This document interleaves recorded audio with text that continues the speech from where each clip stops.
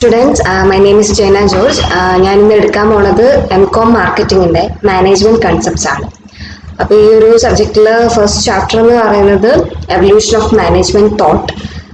അതായത് ഈ ഒരു മാനേജ്മെന്റ് എന്നുള്ളൊരു കൺസെപ്റ്റ്, ഈ ഒരു തോട്ട് എവിടെ നിന്നാണ് എവല്യൂഷൻ ആയി വന്നത് എന്നുള്ളതാണ് ഈ ചാപ്റ്ററിന്റെ മെയിൻ ആയിട്ടുള്ള സമ്മറി എന്ന് പറയുന്നത്. അപ്പൊ ഈ ഒരു മാനേജ്മെന്റ് എന്ന് പറയുന്നത് നമുക്ക് എല്ലായിടത്തും കാണാൻ സാധിക്കും. അതായത് നമ്മുടെ വീടുകളിൽ, ചേർച്ചസിൽ, അതുപോലെ തന്നെ ഗവൺമെന്റ് ഫീൽഡിൽ ഒക്കെ നമുക്ക് കാണാൻ സാധിക്കും, പിന്നെ എക്കണോമിക് അണ്ടർടേക്കിങ്സിലൊക്കെ. അപ്പൊ ഈ ഒരു മാനേജ്മെന്റ് നമുക്ക് എല്ലായിടത്തും അത്യാവശ്യമായിട്ടുള്ള ഒരു കാര്യമാണ്. അതായത് നമ്മുടെ എക്കണോമിക് പ്രോഗ്രസിന് വേണ്ടിയിട്ട്, നമ്മുടെ ഒരു എഫക്റ്റീവ് ഗൈഡായിട്ട്, നമ്മുടെ ഗവൺമെന്റിന് വേണ്ടിയിട്ടൊക്കെ നമുക്ക് മാനേജ്മെന്റ് അത്യാവശ്യമാണ്. അപ്പൊ നമ്മുടെ ഒരു ഫസ്റ്റ് ചാപ്റ്റർ കൊണ്ട് ഉദ്ദേശിക്കുന്നത് ഞാൻ പറഞ്ഞതുപോലെ എവല്യൂഷൻ ഓഫ് മാനേജ്മെന്റ് തോട്ട്. അതുപോലെ തന്നെ ആരൊക്കെയാണ് ഈ മാനേജ്മെന്റ് എന്നുള്ളൊരു കൺസെപ്റ്റിന്റെ കോൺട്രിബ്യൂട്ടേഴ്സ്, ആരൊക്കെ നമുക്ക് വേണ്ടി തിയറീസ് കോൺട്രിബ്യൂട്ട് ചെയ്തിട്ടുണ്ട് മാനേജ്മെന്റിൽ എന്നുള്ളതാണ് ഈ ഒരു ചാപ്റ്റർ കൊണ്ട് ഉദ്ദേശിക്കുന്നത്. അപ്പം ഫസ്റ്റ്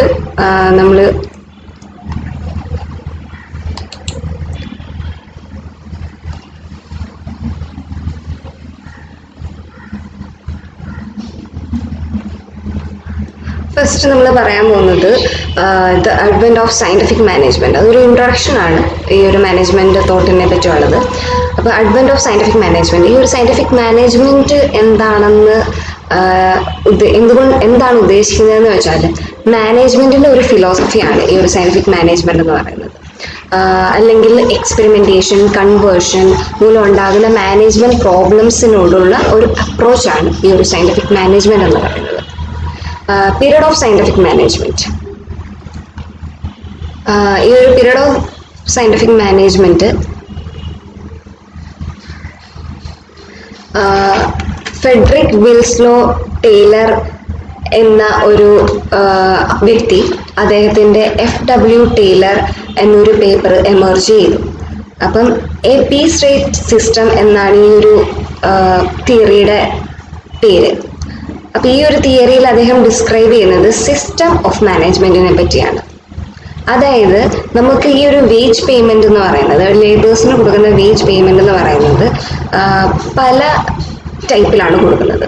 അപ്പൊ ഈ ഒരു വേജ് പേയ്മെന്റ് നമുക്ക് പീസ് റേറ്റ് സിസ്റ്റത്തിൽ കൊടുക്കണമെന്നാണ് അദ്ദേഹം ഇവിടെ പറയുന്നത്. അദ്ദേഹത്തിന്റെ ഒരു കൺസെപ്റ്റ് എന്ന് പറയുന്നത് വേജ് റേറ്റ് സിസ്റ്റം എന്ന് പറയുന്നത് പീസ് റേറ്റ് സിസ്റ്റത്തിൽ കൊടുക്കണമെന്നാണ്. അതായത് നമ്മൾ എന്തുമാത്രം വർക്ക് ചെയ്യുന്നു അതിനനുസരിച്ചുള്ള സാലറി മാത്രം നമുക്ക് കിട്ടിയാൽ മതി, ആ ഒരു വേജസ് മാത്രം നമുക്ക് പ്രൊവൈഡ് ചെയ്താൽ മതി എന്നാണ് അദ്ദേഹത്തിന്റെ ഒരു കൺസെപ്റ്റിൽ പറയുന്നത്.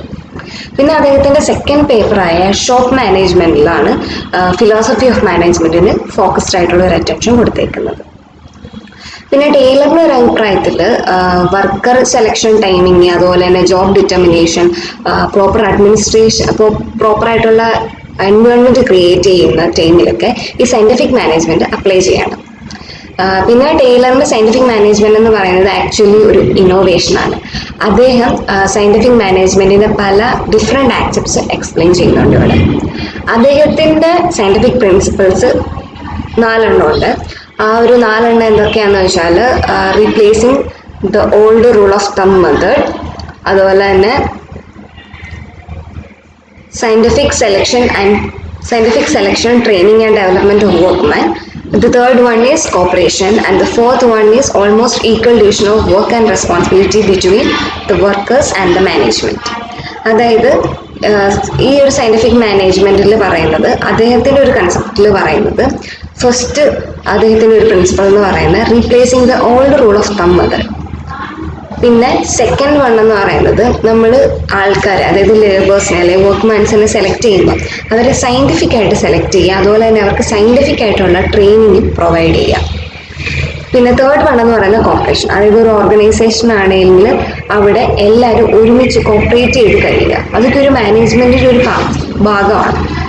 പിന്നെ അതുപോലെ തന്നെ ഈക്വൽ ആയിട്ട് വർക്കും റെസ്പോൺസിബിലിറ്റിയും ഡിവൈഡ് ചെയ്ത് കൊടുക്കുക വർക്കേഴ്സിന്. ഇതൊക്കെയാണ് മാനേജ്മെന്റ് ഉൾപ്പെടുന്ന മെയിൻ കാര്യങ്ങൾ. പിന്നെ വരുന്നത് പോസ്റ്റ് സയന്റിഫിക് മാനേജ്മെന്റ് ആണ്. അതായത് സയന്റിഫിക് മാനേജ്മെന്റ് അപ്ലൈ ചെയ്തതിന് ശേഷമുള്ള കാലഘട്ടം എങ്ങനെയായിരുന്നു ഉണ്ടായിരുന്നത് എന്നാണ് പറയുന്നത്. ഈ ഒരു പോസ്റ്റ് സയന്റിഫിക് പീരീഡിലാണ് ഏറ്റവും അറ്റൻഷൻ കൊടുത്തിരുന്നത് ജനറലൈസേഷൻ കൺസേൺ ചെയ്യുന്ന ഓർഗനൈസേഷൻസിനാണ് മെയിനായിട്ട് ഇമ്പോർട്ടൻസ് കൊടുത്തിരുന്നത്. നെക്സ്റ്റ് നമ്മൾ ഡിസ്കസ് ചെയ്യാൻ പോകുന്ന കാര്യം കോൺട്രിബ്യൂട്ടേഴ്സ് ടു മാനേജ്മെന്റ് ഡെവലപ്മെന്റ്. ഈ ഒരു മാനേജ്മെന്റ് എന്നുള്ളൊരു തോട്ടിന്റെ കോൺട്രിബ്യൂട്ടേഴ്സ്, ആരൊക്കെ തിയറീസ് കോൺട്രിബ്യൂട്ട് ചെയ്തിട്ടുണ്ട് ഇതിലേക്ക് എന്നുള്ള കാര്യമാണ് അടുത്തത് പറയുന്നത്. അപ്പം ഫ്രെഡറിക് ഡബ്ല്യു ടൈലർ എന്നൊരു എഞ്ചിനീയർ, ഫിലാഡൽഫിയ എന്നുള്ളൊരു എഞ്ചിനീയർ, അദ്ദേഹം ഞാൻ മുമ്പേ പറഞ്ഞ പോലെ തന്നെ ഒരു കൺസെപ്റ്റ് ഇൻട്രൊഡ്യൂസ് ചെയ്തു, അതായത് പീസ് വേജ് സിസ്റ്റം എന്ന് പറഞ്ഞിട്ട്. പീസ് വേജ് സിസ്റ്റത്തിൽ ഞാൻ പറഞ്ഞ പോലെ തന്നെ വർക്കേഴ്സ് എന്തുമാത്രം വർക്ക് ചെയ്യുന്നു അതിനനുസരിച്ചുള്ള വേജസ് ആയിരിക്കും അവർക്ക് പ്രൊവൈഡ് ചെയ്യുന്നത്. ആ ഒരു കൺസെപ്റ്റാണ് അദ്ദേഹം കൊണ്ടുവന്നത്. അപ്പം ഇദ്ദേഹത്തിന്റെ ഈ പ്രിൻസിപ്പിൾ ഓഫ് മാനേജ്മെന്റിന്റെ മെയിൻ ആയിട്ടുള്ള അപ്രോച്ചസ് ഉണ്ട്. ആ ഒരു അപ്രോച്ചസ് എന്ന് പറയുന്നത്, first one, develop A science for each element of work man which replace the old rule of തം മെത്തേഡ്. അതായത് ഓൾഡ് റൂള് മാറ്റുക, അത് റീപ്ലേസ് ചെയ്തിട്ട് പുതിയൊരു സയൻസ്, ഒരു എലമെന്റ് കൊണ്ടുവരിക അവിടെ. പിന്നെ സെക്കൻഡ് വൺ, ഞാൻ പറഞ്ഞ പോലെ തന്നെ സയന്റിഫിക് ആയിട്ട് വർക്കേഴ്സിനെ സെലക്ട് ചെയ്യുക, ട്രെയിൻ ചെയ്യുക, അവരെ ഡെവലപ്പ് ചെയ്യുക. പിന്നെ തേർഡ് വൺ എന്ന് പറഞ്ഞത് hardly cooperate with the men so as to ensure all the work being done in accordance with the principles of the science which has been developed. Okay. പിന്നെ fourth one എന്ന് പറയുന്നത് equal ആയിട്ട് വർക്കും റെസ്പോൺസിബിലിറ്റിയും divide ചെയ്യുക മാനേജ്മെന്റിൽ and the workman. ഈ ഒരു 4 principles ആണ് ടൈലറിന്റെ സയന്റിഫിക് മാനേജ്മെന്റിന്റെ പ്രിൻസിപ്പിൾസ് എന്ന് പറയുന്നത്. പിന്നെ FW ടൈലർ കുറച്ച് മെക്കാനിസംസും ഇതിനകത്ത് ലിസ്റ്റ് ചെയ്യുന്നുണ്ട്. അതായത് ടൈം സ്റ്റഡി, മോഷൻ സ്റ്റഡി, അതുപോലെ തന്നെ functional foremanship, standardisation of tools and implements, അതുപോലെ തന്നെ വർക്കേഴ്സിന്റെ ഇൻസ്ട്രക്ഷൻ കാർഡ്സ്, ഡിഫറെന്റ് റേറ്റ്സ്, പിന്നെ റൂട്ടിംഗ് സിസ്റ്റം. ഇത്രയാണ് പറയുന്നത്.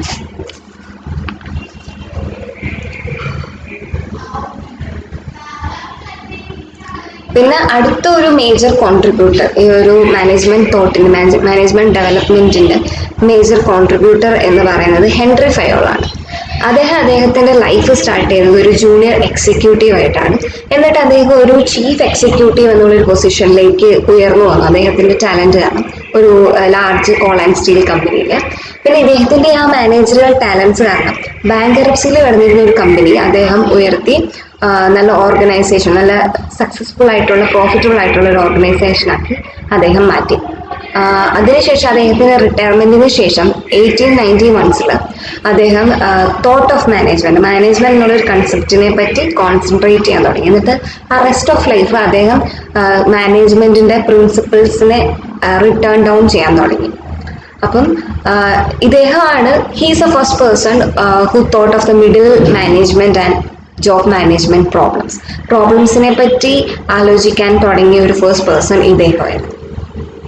പിന്നെ ഫയോള് ഈ പറയുന്ന മാനേജ്മെന്റ് എന്നുള്ളൊരു കൺസെപ്റ്റിനെ അഡ്മിനിസ്ട്രേഷൻ എന്നൊരു വേർഡും കൊണ്ടാണ് യൂസ് ചെയ്തിരുന്നത്. ആ ടേമാണ് അദ്ദേഹം യൂസ് ചെയ്തിരുന്നത് മാനേജ്മെന്റിന് പകരം.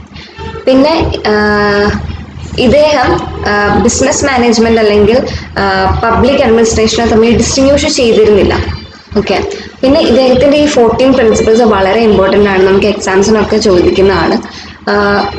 ബികോമിന് എല്ലാവരും പഠിച്ചിട്ടുണ്ടായിരിക്കും 14 പ്രിൻസിപ്പിൾസ് ഓഫ് ഫയോൾ. അപ്പം അത് Henry Fayol.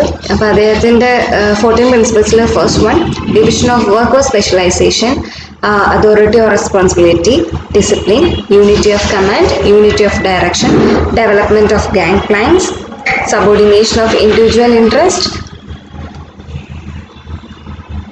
remuneration, centralization, order, equity, stability or tender of personnel, initiative, spirit, crops. ഈ 14 പ്രിൻസിപ്പിൾസ് അല്ലാതെ തന്നെ അദ്ദേഹം എന്റർപ്രൈസസിന് വേണ്ടിയിട്ട് 6 ആക്ടിവിറ്റീസും കൂടെ മെൻഷൻ ചെയ്തിട്ടുണ്ട്. അതെന്ന് പറയുന്നത് technical, commercial, financial, security, accounting and management. ഈ ഫയോളിന്റെ ഈ ഒരു പ്രിൻസിപ്പിൾസ് ഇന്നും നമുക്ക് വാലിഡ് ആണ്. നമ്മൾ ഇന്നും യൂസ് ചെയ്ത് നമ്മൾ മാനേജ്മെന്റിനെ കറക്റ്റായിട്ട് കൊണ്ടുവരാനായിട്ട് യൂസ് ചെയ്യുന്ന സ്റ്റെപ്സ് ആണിത്, പ്രിൻസിപ്പിൾസ് ആണ് ഈ പറയുന്ന 14 പ്രിൻസിപ്പിൾസ് എന്ന് പറയുന്നത്. ഓക്കെ. അപ്പം ഹെൻറി ഫയോളിന്റെ കാര്യങ്ങൾ ഇത്രയേ ഉള്ളൂ. ഇത് മെയിനായിട്ട് നമ്മൾ എസ്സേസിലൊക്കെ യൂസ് ചെയ്യുന്നതാണ് ഈ ഒരു 14 പ്രിൻസിപ്പിൾസ് എന്ന് പറയുന്നത്. The next person who contribute to the management thought എന്ന് പറയുന്നത് FJ റോത്തിൽസ്ബർഗ് ആണ്. അദ്ദേഹം ഒരു സോഷ്യൽ സയന്റിസ്റ്റ് ആണ്. അദ്ദേഹം കണക്റ്റഡ് ആയിട്ട് ഇരിക്കുന്നത് ഹാൽത്രോൺ എക്സ്പെരിമെന്റുമായിട്ടാണ്. Experiments which regarded as an epoch in the annals of management believed in behaviours approach to the problems of management പ്രോബ്ലംസിലെ ബിഹേവിയറൽ അപ്രോച്ചുമായിട്ട് ബിലീവ് ചെയ്യുന്ന ഒരാളാണ് ഇദ്ദേഹം. മെയിനായിട്ടും അദ്ദേഹത്തിന്റെ കാര്യങ്ങൾ അത്രയേ ഉള്ളൂ പറയാനായിട്ട്. ഹാൽത്രോൺ എക്സ്പെരിമെന്റുമായിട്ട് കണക്ട് ചെയ്തിട്ടുള്ള ഒരാളാണ്. ഓക്കെ, അദ്ദേഹവും മേജറായിട്ട് മാനേജ്മെന്റ് എന്നുള്ളൊരു കൺസെപ്റ്റിൽ കോൺട്രിബ്യൂട്ട് ചെയ്തിട്ടുണ്ട്. ദ തേർഡ് പേഴ്സൺ എന്ന് പറയുന്നത് മേരി പാർക്കർ ഫോളറ്റ് ആണ്. മേരി പാർക്കർ ഫോളറ്റിന്റെ ഒരു കാലഘട്ടം, ഒരു പീരീഡ് ഓഫ് ലൈഫ് എന്ന് പറയുന്നത് 1868 to 1933 ആണ്. She was a student of political economy, political science, philosophy and law. And she has already managed a business also. പക്ഷെ അവർക്ക് മാനേജ്മെന്റിന്റെ ഇൻഡസ്ട്രിയുടെയും പ്രോബ്ലംസിനെ പറ്റി ഒരു ഡീപ്പ് ഇൻസൈറ്റ് ഉണ്ടായിരുന്നു. അതുകൊണ്ട് തന്നെയാണ് അവർ ഒരു കൺസെപ്റ്റ് ഇൻട്രൊഡ്യൂസ് ചെയ്തത്. അവർ ഇൻട്രൊഡ്യൂസ് ചെയ്ത കൺസെപ്റ്റ് ഏതാന്ന് വെച്ചാൽ അതോറിറ്റി ഓഫ് ഫങ്ഷൻ. അതാണ് അവരുടെ ഒരു മെയിൻ കൺസെപ്റ്റ് എന്ന് പറയുന്നത്. അപ്പം അവരുടെ ഒരു വ്യൂ പ്രകാരം ഓർഗനൈസേഷൻസ് എപ്പോഴും ഇൻഡിവിജ്വൽസിനാണെങ്കിലും ഗ്രൂപ്പ്സിനാണെങ്കിലും മോട്ടിവേഷൻ പ്രൊവൈഡ് ചെയ്യണം. അങ്ങനെ ഒരു മോട്ടിവേഷൻ കൊടുത്ത് ഹ്യൂമൻ ബിഹേവിയറിന് ഒരു ക്ലിയർ അണ്ടർസ്റ്റാൻഡിങ് കൊടുത്തെങ്കിൽ മാത്രമേ അവരതിനനുസരിച്ച് വർക്ക് ചെയ്യുള്ളൂ. നമുക്ക് അതിനനുസരിച്ച് കോർഡിനേഷനും അതുപോലെ തന്നെ നല്ല പ്രോഫിറ്റും കാര്യങ്ങളൊക്കെ കിട്ടുള്ളൂ.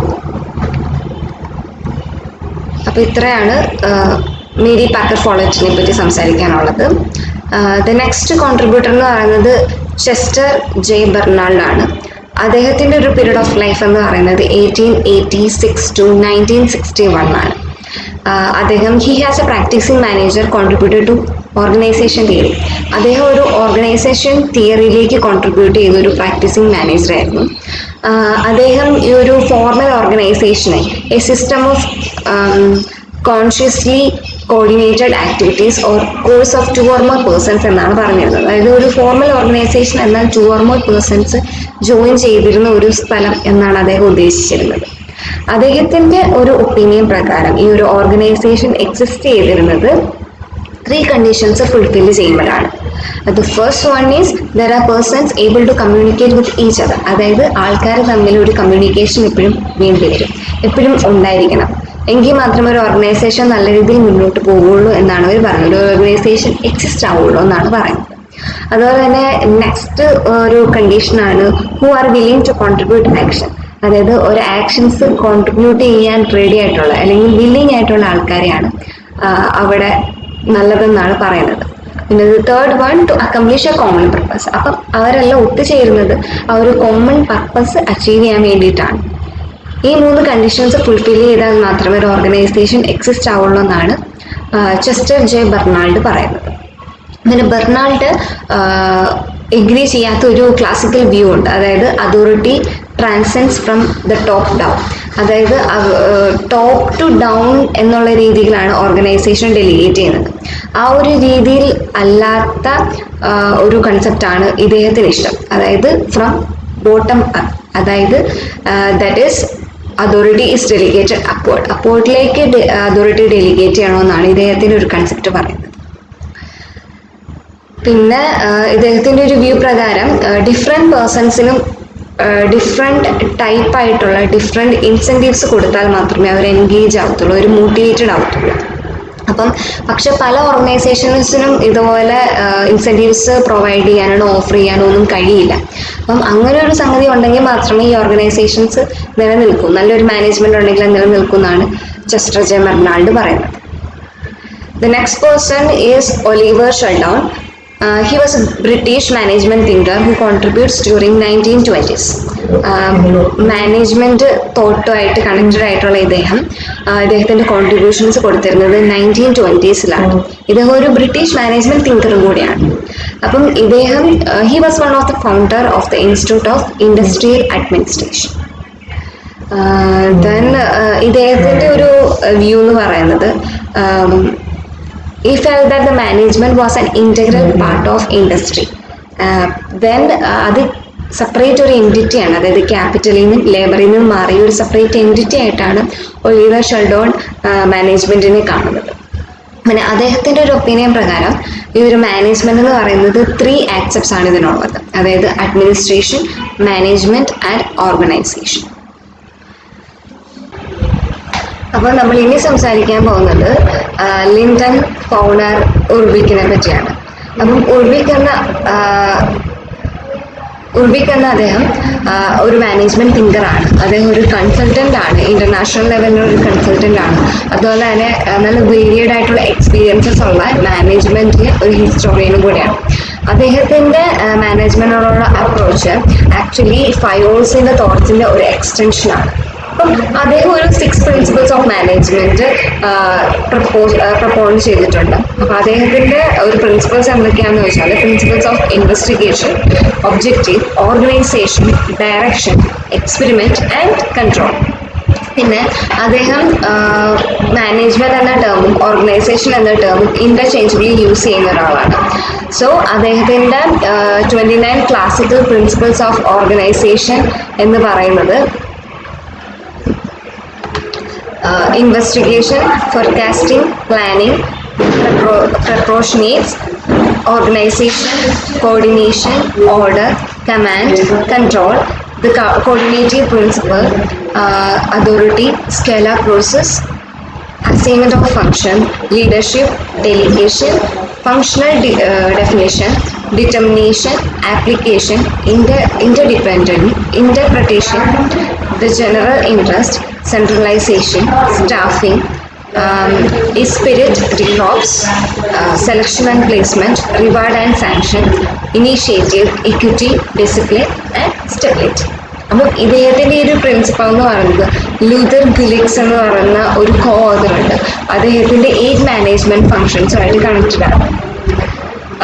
പോസ്റ്റ് കോൾ എന്നാണ് ഈ ഒരു 29 പ്രിൻസിപ്പിൾസിനെ ഷോർട്ടാക്കി പറയുന്നത്. അപ്പം ലൂതർ ഗിലിക്കിൻ്റെ ഈ ഒരു 8 പ്രിൻസിപ്പിൾസിൻ്റെ എക്സ്റ്റൻഷനാണ് ഈ ഒരു 29 ക്ലാസിക്കൽ പ്രിൻസിപ്പിൾസ് എന്ന് പറയുന്നത്.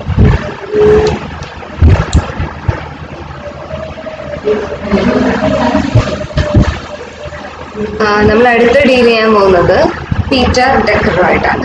അപ്പോൾ ഈ ഒരു പീറ്റർ ഡെക്കർ എന്ന് പറയുന്നത് നമ്മുടെ മാനേജ്മെന്റ് തോട്ടിൻ്റെ ഒരു മെയിൻ ആയിട്ടുള്ള ഒരു മേജർ കോൺട്രിബ്യൂട്ടർ തന്നെയാണ്. അദ്ദേഹത്തെ പറ്റി സംസാരിക്കുകയാണെങ്കിൽ പീറ്റർ ഡെക്കർ എന്ന് പറയുന്നത് ഒരു സോഷ്യോളജിസ്റ്റ് ആണ്. അദ്ദേഹത്തിൻ്റെ ഇൻഡസ്ട്രിയൽ ഇൻവെസ്റ്റിഗേഷനിൽ വാസ്റ്റ് ആയിട്ട് വേരിയഡ് ആയിട്ടുള്ള എക്സ്പീരിയൻസ് ഉണ്ട്. അതുപോലെ തന്നെ അദ്ദേഹം ഒരു ബിഹേവിയറലിസ്റ്റ് ആണ് ബൈ എഡ്യൂക്കേഷൻ. ഓക്കെ, പിന്നെ ഇദ്ദേഹം ബ്യൂറോക്രാറ്റിക്കിന് എഗെയിൻസ്റ്റ് ആയിട്ടാണ് പ്രവർത്തിക്കുന്നത്. പക്ഷേ ഈ emphasize creative management, that is the management should be a creative, means an innovator എന്നാണ് പറയുന്നത്. then അദ്ദേഹം ബിലോങ് ചെയ്യുന്നത് എംപിരിക്കൽ സ്കൂൾ ഓഫ് മാനേജ്മെന്റുമായിട്ടാണ്. ഓക്കെ, പിന്നെ ഇദ്ദേഹത്തിന്റെ ഏർലിയർ തിങ്കിങ്ങിൽ ഡെക്കറിന് ഒരു വ്യൂ ഉണ്ടായിരുന്നു. അതായത് ഈ ഒരു മാനേജ്മെന്റ് എന്ന് പറയുന്നത് ബിസിനസ്സിൽ മാത്രം അപ്ലൈ ചെയ്യുന്ന ഒരു കാര്യമാണെന്ന് പറഞ്ഞിട്ട്. പക്ഷെ ലേറ്റർ അദ്ദേഹത്തിന്റെ വ്യൂസ് ചേഞ്ച് ആയി. He pleaded for new premises of management which should be so far as possible close to reality. Okay. He states every major task of development society is being carried out in and through organized and managed institutions. Then according to Tucker, manager should not be equipped with skills, tools and techniques. Manager എന്ന് പറയുന്നത് ഒരു ടെക്നോക്രാറ്റിലും മേളിലായിരിക്കും, more than A technocrat.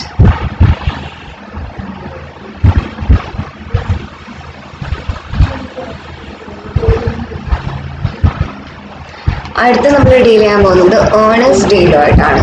Ernest ഡെയ്ലോ എന്ന് പറയുന്നത് വളരെ important ആയിട്ടുള്ള ഒരു modern ടൈംസിലെ ഒരു management തിങ്കറാണ് ഈ ഒരു ഏർണസ്റ്റ് ഡെയ്ലോ എന്ന് പറയുന്നത്. He contributes to the theory and practice of management. മാനേജ്മെന്റിന്റെ ബോത്ത് തിയറി ആൻഡ് പ്രാക്ടീസിൽ അദ്ദേഹം കോൺട്രിബ്യൂട്ട് ചെയ്തിട്ടുണ്ട്. പിന്നെ ഇദ്ദേഹം പ്രൊപ്പോണ്ട് ചെയ്തിട്ടുണ്ട് ഒരു 9 പ്രിൻസിപ്പിൾസിലുള്ള ഓർഗനൈസേഷൻ്റെ. ഈ ഒരു 9 പ്രിൻസിപ്പിൾസ് ഏതൊക്കെയാണെന്ന് ചോദിച്ചാൽ the first one is effectiveness. അതായത് it emphasizes the accomplishment of goals of an organization. ഒരു ഓർഗനൈസേഷൻ്റെ ഗോൾസ് അക്കംപ്ലിഷ് ചെയ്യുക, അതായത് ഒന്ന് എഫക്റ്റീവായിട്ട് പ്രവർത്തിക്കുക, അതാണ് ഈ ഫസ്റ്റ് പ്രിൻസിപ്പിൾ കൊണ്ട് ഉദ്ദേശിക്കുന്നത്. Second one is efficiency. അതായത് നമ്മുടെ ഓർഗനൈസേഷനിലെ പേഴ്സൺസ് അവരുടെ പേഴ്സണൽ ഒബ്ജക്റ്റീവ്സ് ഫുൾഫിൽ ചെയ്യുക, അതിനെയാണ് എഫിഷ്യൻസി എന്ന് പറയുന്നത്. അതായത് നമ്മൾ ഓർഗനൈസേഷൻ്റെ ഒബ്ജക്റ്റീവ് ആണല്ലോ പ്രോഫിറ്റ് ഏൺ ചെയ്യാനുള്ളത്, അതിലുപരി ഒരു എഫിഷ്യൻസി കാണിക്കുക, അതായത് നമ്മുടെ പേഴ്സണൽ ഒബ്ജക്റ്റീവ്സും അവിടെ നമ്മൾ ഫുൾഫിൽ ചെയ്യുക. The third one is division of work. അതായത് ഒരു ഓർഗനൈസേഷനിലെ വർക്ക് ഈക്വലായിട്ട് ഡിവൈഡ് ചെയ്ത് എല്ലാവർക്കും കൊടുക്കുക. പിന്നെ ഫങ്ഷണൽ ഡിവിഷൻ, അതായത് അത് അതോറിറ്റിനെയും റെസ്പോൺസിബിലിറ്റിനെയും ഡിഫൈൻ ചെയ്യുന്ന ഒന്നാണ് ഫങ്ഷണൽ ഡിവിഷൻ എന്ന് പറയുന്നത്.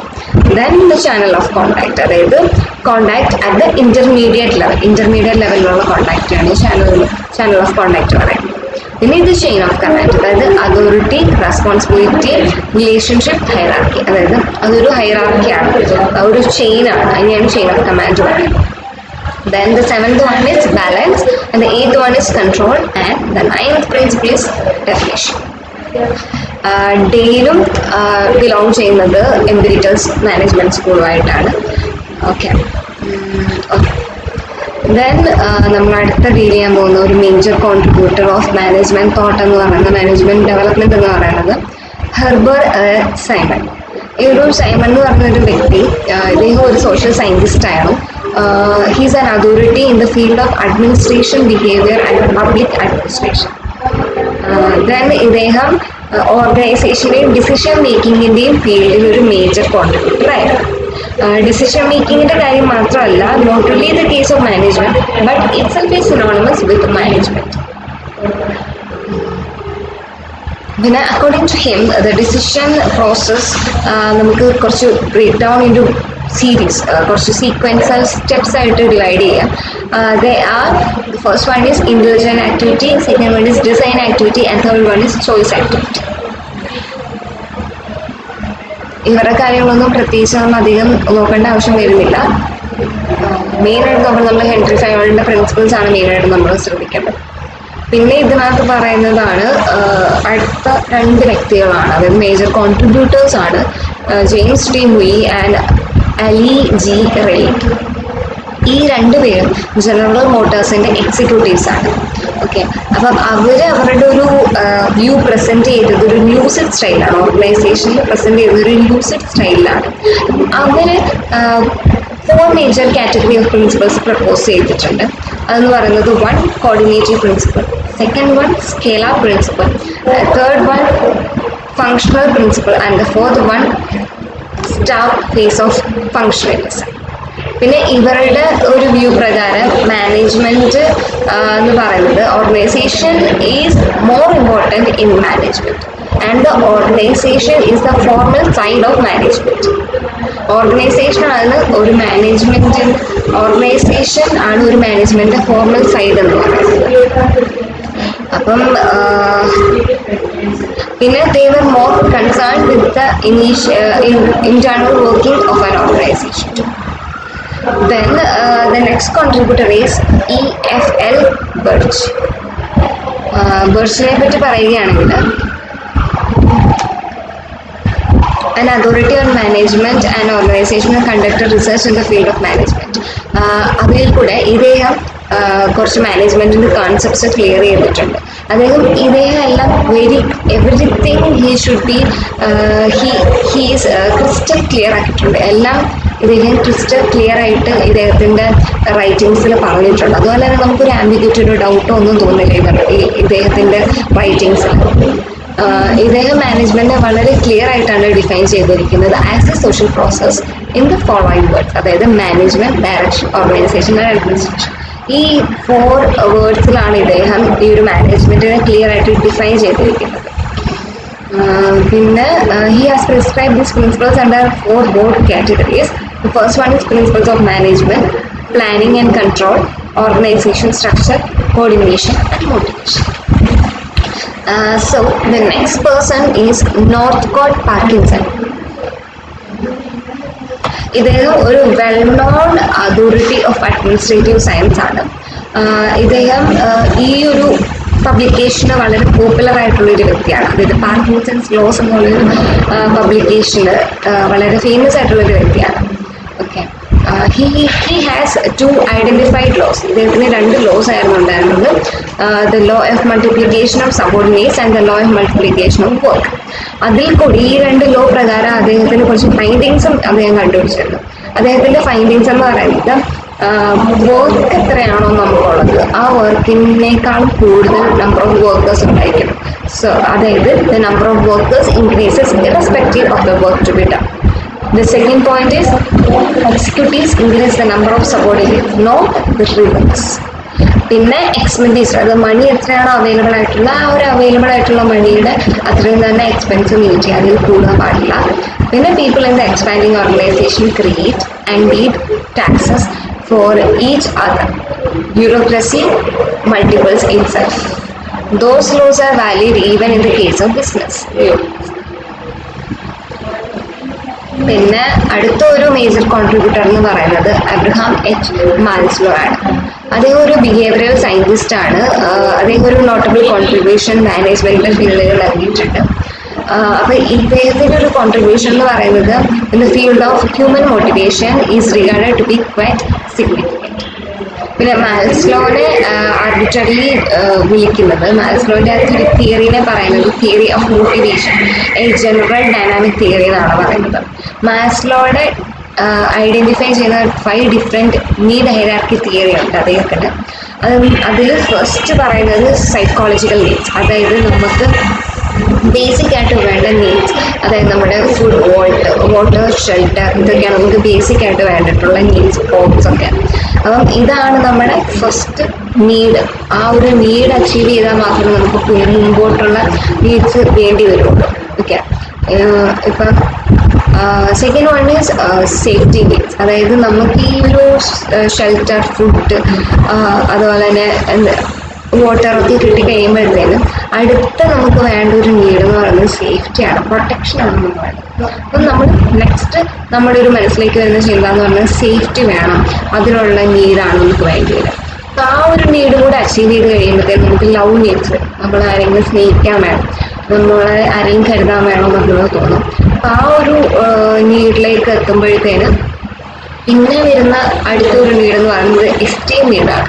അത്രയും നമ്മൾ എത്തിച്ചേരില്ല, ഒരു മനുഷ്യന് നമ്മൾ അത്രയും വരെ എത്തിച്ചേരില്ല. അങ്ങനെ അത്രയും എത്തിച്ചേർന്നാൽ തന്നെ പിന്നെയുള്ളൊരു സ്റ്റെപ്പ്, അതായത് നീഡ് ഫോർ സെൽഫ് ആക്ച്വലൈസേഷൻ, അതായത് സ്വന്തമായിട്ട് അച്ചീവ് ചെയ്യാനായിട്ടുള്ളൊരു ഇത് വരും. പക്ഷെ നമ്മൾ ഒരിക്കലും അത് അച്ചീവ് ചെയ്യില്ല എന്നാണ് പറയപ്പെടുന്നത് മെയിനായിട്ട്. സോ ഇദ്ദേഹത്തിൻ്റെ 5 നീഡ് ഹൈറാർക്കി തിയറി നമ്മളിപ്പോൾ സംസാരിച്ചു. So the last major contributor എന്ന് പറയുന്നത് ഫ്രെഡറിക് ഹെർസ്ബർഗ് ആണ്. ഇദ്ദേഹം ഒരു സബ്സ്റ്റാൻഷ്യൽ കോൺട്രിബ്യൂഷൻ മോട്ടിവേഷൻ്റെ ഭാഗത്തിലേക്ക് നടത്തിയിട്ടുണ്ട്. അദ്ദേഹം നടത്തിയൊരു കൺസെപ്റ്റ്, അദ്ദേഹത്തിൻ്റെ ഒരു തിയറി എന്ന് പറയുന്നത് മാസ്ലോയുടെ നീഡ് ഹൈറാർക്കി തിയറിയുമായിട്ടൊരു എക്സ്റ്റൻഷൻ, അതിൻ്റെ ഒരു എക്സ്റ്റൻഷൻ വേർഷനാണ് ഈ ഫ്രെഡറിക് ഹെർസ്ബർഗ് നടത്തിയിട്ടുള്ളത്. അദ്ദേഹം ഒരു പ്രാക്ടിക്കൽ മോട്ടിവേഷനാണ് സജസ്റ്റ് ചെയ്യുന്നത്, അതായത് ജോബ് എൻറിച്ച്മെന്റ് എന്ന് പറയും. അതായത് നമ്മൾ എൻറിച്ച്ഡ് ജോബ് എന്ന് പറഞ്ഞാൽ റെസ്പോൺസിബിലിറ്റീസ്, സ്കോപ്പ്, ചലഞ്ചസ്, ഇത് വർക്ക് ഷുഡ് ബി അപ്ഗ്രേഡ്, അതൊക്കെ അപ്ഗ്രേഡ് ചെയ്യുക, ജോബ് എൻറിച്ച് ചെയ്യുക എന്നാണ് അതിന് പറയപ്പെടുന്നത്. പിന്നെ ഇദ്ദേഹം 2 ഫാക്ടർ തിയറി ഓഫ് മോട്ടിവേഷനും അതുപോലെ തന്നെ അദ്ദേഹത്തിൻ്റെ കൺസെപ്റ്റായ ജോബ് എൻറിച്ച്മെന്റിൽ കുറച്ച് കോൺട്രിബ്യൂഷൻസ് നടത്തിയിട്ടുണ്ട്. അപ്പോൾ ഈ ഒരു 2 factor theory is otherwise called the motivation hygiene theory. Okay, പിന്നെ ഈ ഒരു കോൺട്രിബ്യൂഷൻസ് എന്ന് പറയുന്നത് ജോബ് ആറ്റിറ്റ്യൂഡ്സിൻ്റെ അല്ലെങ്കിൽ ഹ്യൂമൻ ബിഹേവിയറിൻ്റെ, ഹ്യൂമൻ മോട്ടിവേഷനോ വർക്കിൻ്റെ ഒക്കെ ബേസിസിലായിരിക്കും. ഓക്കെ, നമ്മളപ്പോൾ മേജർ കോൺട്രിബ്യൂട്ട്സിനെ പറ്റി സംസാരിച്ചു, മാനേജ്മെൻറ്റിന്, അതുപോലെ തന്നെ മാനേജ്മെൻറ്റിൻ്റെ ഒരു തോട്ട് വന്ന ഒരു എവല്യൂഷൻ നടന്ന ഒരു കാര്യത്തെ പറ്റി നമ്മൾ സംസാരിച്ചു. അപ്പം ഇതിൽ നമുക്കിത് ലാസ്റ്റ് തന്നിരിക്കുന്ന സെൽഫ് അസസ്മെൻറ്റ് ടെസ്റ്റ്, അതായത് ഈ ഒരു 4 ക്വസ്റ്റ്യൻസ് ഉണ്ടല്ലോ, അതാണ് നിങ്ങൾ മെയിനായിട്ട് നോക്കേണ്ട ക്വസ്റ്റ്യൻസ്. അതിൽ first question, what are the contributors of Henry Fayol's to management. ഈ ഹെൻറി ഫയോളുടെ മാനേജ്മെന്റ് ടോട്ടലായിട്ട് കണക്റ്റഡ് ആയിട്ടുള്ള കോൺട്രിബ്യൂട്ടേഴ്സ് ആരൊക്കെയാണ് എന്നുള്ളതാണ്. അത് നമ്മളിപ്പോൾ പഠിച്ച മേജർ കോൺട്രിബ്യൂട്ടേഴ്സ് ആണ് അതൊക്കെ. പിന്നെ മാനേജ്മെന്റ് ഡിഫൈൻ ചെയ്യുക, explain his principles of management. 14 principles of ഫയോൾസിന്റെ മാനേജ്മെന്റിന്റെ പ്രിൻസിപ്പിൾസ് നമ്മളിപ്പോൾ പഠിച്ചു. അതാണ് ആ ഒരു സ്റ്റെപ്പ് ക്വസ്റ്റ്യൻ്റെ ആൻസർ എന്ന് പറയുന്നത്. പിന്നെ എലമെന്റ്സ് ഓഫ് സയന്റിഫിക് മാനേജ്മെന്റ്, നമ്മൾ സയന്റിഫിക് മാനേജ്മെന്റിന്റെ കാര്യങ്ങളെ പറ്റി പഠിച്ചു. അതായത് pre scientific management, post scientific management, അതൊക്കെയാണ് ആ ക്വസ്റ്റ്യനകത്ത് വരുന്നത് ആൻസർ ആയിട്ട്. പിന്നെ explain its contributions of FW Taylor to management. FW ടൈലറിന് മാനേജ്മെന്റിനോടുള്ള ഒരു കോൺട്രിബ്യൂഷൻ എന്താണെന്ന് നമ്മൾ ഡിസ്കസ് ചെയ്തു ആദ്യമേ തന്നെ. അപ്പോൾ ഈ കാര്യങ്ങളൊക്കെയാണ് മെയിനായിട്ടും ഈ ഒരു പാഠത്തിൽ വരുന്നത്. ഇതിൻ്റെ ഒരു സമ്മറി, ഈ ഒരു ചാപ്റ്ററിൻ്റെ സമ്മറി എന്ന് പറയുന്നത് മെയിനായിട്ടും അതാണ്. സോ നമ്മുടെ ഫസ്റ്റ് ചാപ്റ്റർ ഇവിടെ ഫിനിഷ് ആവുകയാണ്. നമുക്കിനി അടുത്ത ചാപ്റ്ററിൽ വീണ്ടും കാണാം. Thank you.